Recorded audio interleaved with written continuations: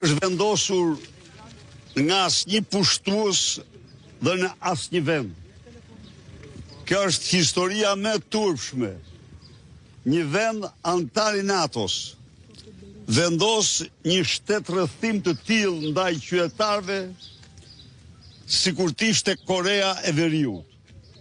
Ju them sot se qindra e qindra traktor, zetor që janë nisur nga të katër anë të Shqipërisë janë bllokuar me urdhër, rrugëve kërcënuar me konfiskim dhe kthyer në mënyrë që të mos mund të shprehin solidaritetin me protestën në të fuqishme të 35 viteve të fundit.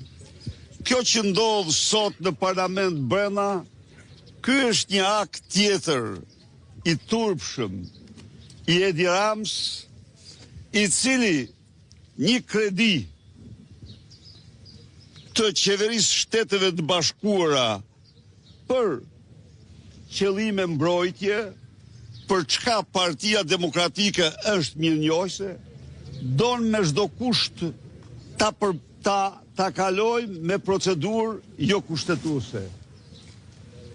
Ka një përcaktim kushtetues e cila nuk lejon votimin me procedurë të përshpejtuar pa një afat minimal një javor.